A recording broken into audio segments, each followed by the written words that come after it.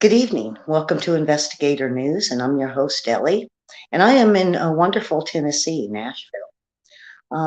You seen the title was the Greyhound Scam. Folks, everyone knew I was going to make this trip out to see my sister. And, um, well, we went to what was supposed to be a bus station and depot for Little Rock. Come to find out, it had been torn down. They sent me to a gas station, and the gas station basically said I had to go to this other place. This other place was a bus stop. The bus pulled up. He put my luggage below, like, I knew he kind of would, and the bus driver, that is. And we got on the bus, and it seemed like a pretty nice trip. The bus driver was pretty nice, and he made a few stops. Well, when I got to Memphis, folks, he made a big statement 4 or 5 times. Be back at 1:15. We're going to board at 1:15. You go to gate A. A is an apple. He said it, like I said, 4 times. And me and my granddaughter went and got something to eat at the little snack bar, and I got me a huge coffee. Um, Boy, folks, this is going to be hard on me, and I'm going to try not to get real mad and real upset. It was about 86 with a heat index about 90, and the terminal was very hot. I went outside. There was a little bit of a breeze, but it was still pretty hot. And so about 10 to 1, we went back. We were going in and out. I went to the bathroom, and my granddaughter went and got something to drink for the bus, and we went and sat really close to where the door is, where we could see all the buses, and we didn't see our bus. We waited, and about a little after 1, and we thought how weird the bus wasn't there. And about 1:15, I thought, how weird, no bus, and there wasn't even anybody in line with us.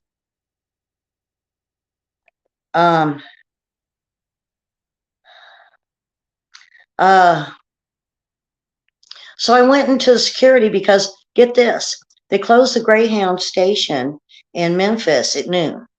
They closed up the snack bar at 1. The only thing left in there was about 7, 8 security people, 4 or 5 people in the terminal. I thought, how weird, because we had about 20 on our bus. Nobody was in line with us. So I went and asked security, and I said, we're waiting on this bus. They said 1:15 for boarding time. Well, I'm trying to get where I can hold this right. And she said, oh, that bus took off about 30, 40 minutes ago. So the bus decided to take off early. The guy didn't even come in. The driver didn't even come in. We were standing right there in front of the doors. Didn't even come in to let us know that they were going to leave early. I got stranded in Memphis. And so it was hot. Like I said, the terminal was hot. I was getting hot and realized he had our luggage in the bus. And so I'm trying to figure out. Here we go. Here's a happy medium. So I'm stranded in Memphis. So I had to call a friend, and he had to drive from Little Rock to Memphis, which is 3 hours, and then drive an additional 3.5. Well, it ended up being 4 hours to Nashville to try to get my stuff. In the meantime, my brother, we sent him to go get my luggage, because if the bus was going to Nashville, then my luggage would be there. And so he went, and come to find out there's 5 different bus terminals. So we had to find out off our paperwork. Now, in the meantime, folks, I sent him a copy of my ticket, a copy of my boarding pass, a copy with all my name and information on it, so he could show them to prove this was my luggage. And he got there, and he stood in line for a while, and he got up there, and he told them what was going on. And they told him he couldn't get my luggage. I would have to personally show up to get my luggage. And so we were driving, boy, I tell you, folks, in between 80 and 100 miles an hour on the freeway to get there. And then we had to slow off a little bit, because they said they were going to be open till 2 o'clock, and they would have my bags ready. I said, well, I want to make sure those are my bags, my luggage, because there was other people on the bus. I described them perfectly to them. And then I talked to the manager and I said, is my brother allowed to see that these are my bags? I have a tag on it that's got my name on it. No, your brother can't even look at your bags. Why? Yeah, that's just policy, he said. And I said, so somebody's going to be there and you guys are going to be open. Oh, yeah, we're open 24 hours a day. But someone will be here and the desk will be open till 2 a.m. So we're driving as quick as we can to go get my bags. Oh, they also said they detained the bus driver or the bus, talked to the bus driver. I knew exactly where they put the bags. They said they did have luggage. And so we get there and it's closed. It's black, it's dark. Well, there's an administrative door, and I thought maybe, that's where they were waiting for me with my bags. And I knock on the door, and this woman comes flying into the front counters and saying, you're not allowed to knock on that door. You're not allowed to do this. And we're closed. I said, no, wait a minute. I was told on the phone and my brother described this woman as being you. No, it wasn't me. You don't know what you're talking about. And I said, but I did talk to a manager. She says, what was the manager's name? I said, well, they didn't tell me his name, or I didn't get his name, and I maybe should have. But I talked to the manager, and he said that my luggage would be waiting for me. She goes, well, we're closed. You can't get it. I said, no. Folks, I started cursing at this point. I was angry. We just drove 7.5 hours like crazy in the heat. I was overheated. I was mad. I didn't have nothing to eat. I had to cross a highway to go to a Domino's to get something to eat. A highway. We had to, Ellie don't run. Ellie can't run. And so it was very dangerous for me to cross a highway to get something to eat. Because I was falling out being so hungry. But okay, so I'm going to go back to the depot where my luggage is at. And she told me, no, I'm not getting it. They're closed. Well, while she had the door open talking to me, I seen my bags. I seen my luggage. I said, wait a minute. That's my stuff. I said, boy, I can't say exactly what I said. There was a lot of cussing and cursing. She was cussing and cursing and challenging me, like lurching at me and telling me that it was closed. No, go away. I'm like, no, my bags are right there. She shut the door real quick. And then she came out. She goes, sorry, we can't help you. The bus terminal is closed. And I said, so when do I get my bags? And she said, well, we don't even know. She goes, we don't even have bags back there. I go, I seen my bags. And at this point, I was just livid. And I told her, I seen my bags. Those are mine. You go look. And so she went back in there and she came out, sorry, we're closed. I was like, no. Karen knows what I said and William knows what I said. But I can't say it. It's really bad words. I was so angry. I called Karen. I called my sister. I didn't know whether I was so mad. I was crying. I was so mad. I just wanted my stuff. And here's this woman telling me no. And then they didn't even have my bags and I was looking at them. And so she goes in there and goes back in there and she's back there for a while after telling me it was closed. And then the side door that remember I knocked on, they threw my bags at me and then slammed the door. See, I was supposed to show an ID to prove because she said, oh, you had better have an ID when you get here to the terminal. You had better have at least proper identification and a second ID. They were being real demanding on the phone to me. So I get there. She tells me they don't even have my bags until I seen them, thank God. And then they threw the bags at me. She didn't kick me out, but I tell you what, I called her all kinds of names. I was screaming how they tried to steal my bags.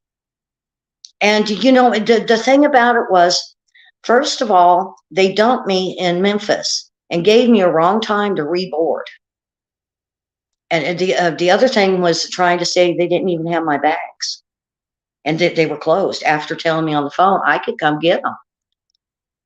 The other thing, folks, I noticed was boxes of clothes in both terminals that migrants were picking through. Now, she was angry that she had to give me my bags. She was mad. She didn't want to give them to me. I mean, I haven't mentioned everything because I'm still very upset over this because I almost lost probably $1,000 worth of stuff in both suitcases. I brought stuff out. We brought a laptop out. I brought gifts out for my sister. There was lots of stuff in the bag. And so there was about $1,000 worth. Now, folks, this isn't the first time that they have done this to me. I went to Colorado and they took my bags and I never got them back. So here I'm mad. And the thing about it, folks, is when I seen these boxes, the first thing I thought of, and this is what I told William this morning, because when I called, oh boy, I'm so mad, people. I'm so mad. When I got on the phone and talked to them, they said, our policy is if you have lost or stolen items at Greyhound, we're not responsible and we're not liable for your loss, which means they weren't going to even pay me for it. It was my loss. But now, remember, they took my bags. This driver did. He put them underneath the bus. I would have settled for taking them on the bus with me because I had a lot of food in that suitcase. Yeah, the donuts were in there.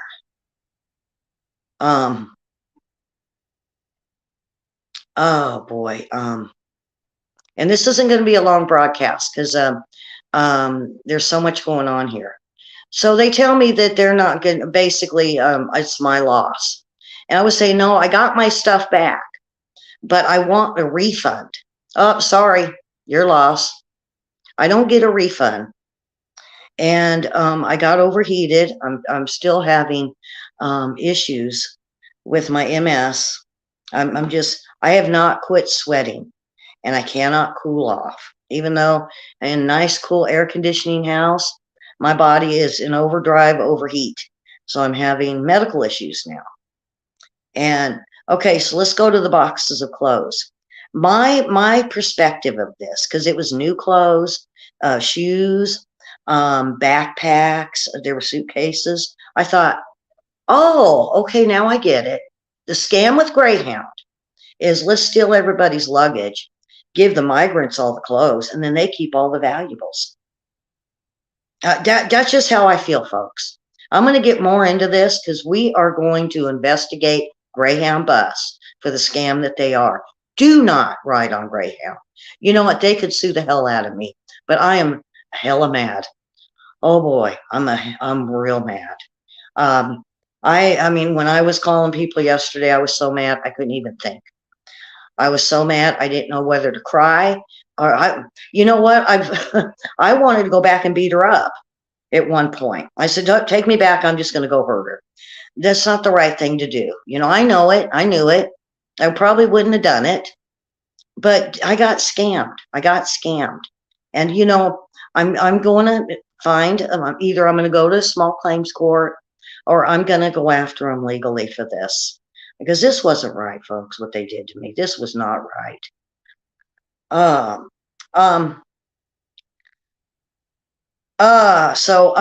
That's about it. Me and William are going to do a show tomorrow night.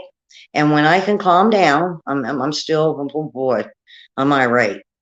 Every time I talk about it, I get really upset. I get real emotional. And it doesn't do me no good with my multiple sclerosis. And plus, we're having a few issues around here. I'm watching my sister with dementia. Nothing with her, just things, you know, we have a dog that's throwing up, and because it's not used to being away from its mom and dad. And then, there's the little things that's happening. But I wanted to get on here and get a start on this. And I've got Karen and Mary and William, and all of us are working on it. I got one more I want to pull in on this. And we're going to look into what's going on with this, because I bet you DHS, now get this, the driver bought all the migrants hamburgers, went out, went to McDonald's, came back in because we were stopped there, and started passing out hamburgers to all the migrants. The driver. And and William said, well, they don't make that much money. I said, yeah, I know. And that was like 10 of them back there, plus 4 little kids. That's 14 hamburgers. And he didn't even have one. After he handed them all out, he crumbled up the bag and threw it in the trash in the front of the bus. Why are the Greyhound drivers feeding migrants? And why do they have all those clothes? They didn't have them before. We went down to purchase my tickets. The first terminal that we went to, they didn't have all them boxes. And of course, where I got on the bus, I got pictures. Was like a cover and a bench. It looked like a bus stop. And I was like, you got to be kidding me. And, so there was no box there. But about people, I've got noises on my window back behind me. So I want to get everybody on this. If you've ever had a bad experience with Greyhound, you got to email me. There could be a class action lawsuit against this company. Is DHS part of this? Are they paying drivers? Are they paying Greyhound money to feed migrants? Are they stealing people's luggage? And I get this. After I ran across the highway and we were over there at Domino's, she said, oh, this happens. The manager goes, this happens all the time. 2-3 times a week, we have people that lose their baggage and get left in either Memphis or Nashville. So they're stranding people, and they're taking luggage that people never get back. There's something going on at the Greyhound. Do not ride Greyhound, folks. The buses, now I'm going to say the bus was clean. I didn't see, it wasn't dirty. The seats were comfy. They even had seat belts. Before, when I rode, they didn't even have seat belts. They had seat belts, and the bus driver seemed to be nice, but not when he left me in Memphis. He knew. I want to say, me and my granddaughter kind of stood out, because I say we were how I put it, we were the only white chicks on the bus. So we were talking with him a lot. So he knew we were going to Nashville. He knew we were going to be there to get back on the bus. But he didn't come. He didn't come in the terminal. No announcements, nothing. He just ditched me and took my stuff. So anyway, that is it for this report. I know it wasn't very long, but I want to give you guys a heads up that when I finally can get everything going, we're going to do a full report, and I might bring everybody in that's looking into this and give our point of view or what we found out. The thing is when she threw my luggage at me, why couldn't she given it to my brother? I didn't have to show an ID, but they told my brother, oh no, it has to be her, and she's better have an ID. And then what? I go in there and they throw my luggage at me? Really? And I didn't get nasty until she started lurching at me and started getting loud with me. Like, oh, we're closed. You're not getting your luggage. And, I didn't even have a chance to say, well, when can I come back and get it? She just said, you're not getting your luggage. And then at one time told me there was no luggage even in the back. But she had that door open, and I seen my suitcase is mine. And then, and she did say, give me a description of it. I said, oh, I'll give you a description of it. And I told her, and I said, I'll even give you a description of what's inside. And she goes, well, we don't open up the bags, and our policy. And I go, yeah, right. Yeah, right. Uh-huh. Yeah, give me a break. I mean, at this point, folks, I was hot. She was coming at me. She was saying things at me.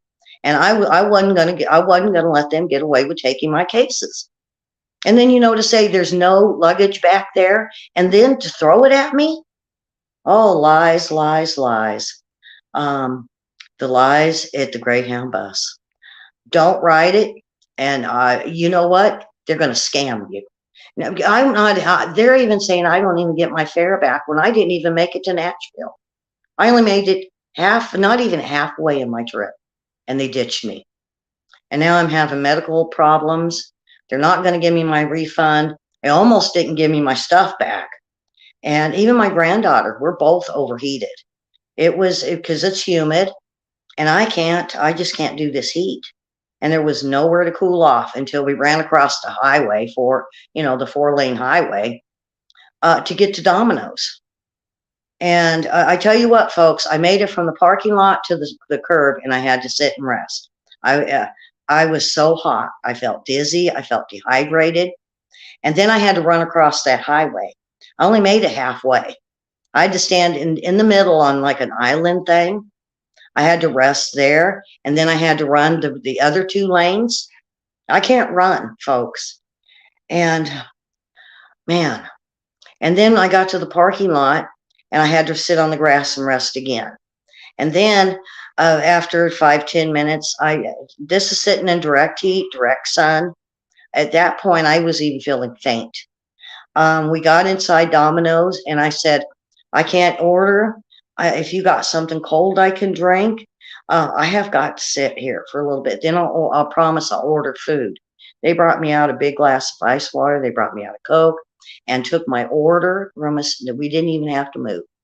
And then they let me sit there for 3 hours until my ride got there. And then, for the rest, where we jumped in the car and we just zoomed. Don't. I'm going after Greyhound bus on this.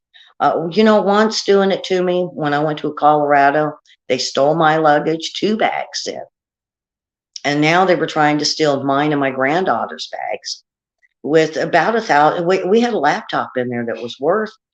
It was brand new. She just got it about 2 months ago, and the total on that was it was $1,200 for it.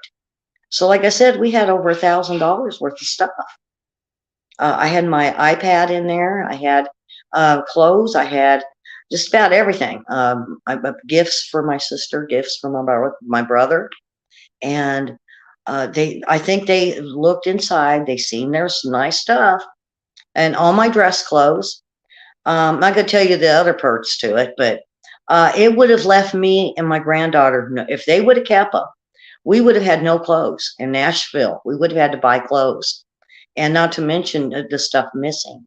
But I threw a fit. I stood up to that woman, and I made sure if I wouldn't have seen my case, folks, my suitcase, they might have got away with saying they didn't get it, but it was there. I seen it. So, and at one point after I seen my case, she was opening the door just far enough for her little face to stick through and name call me and telling me they were closed. But she was calling me names. Oh boy, you should have heard the names I called her. Linda might have to wash my mouth out with soap. Both Lindas. Because boy, it was bad. I was cursing her up one side and down the other side.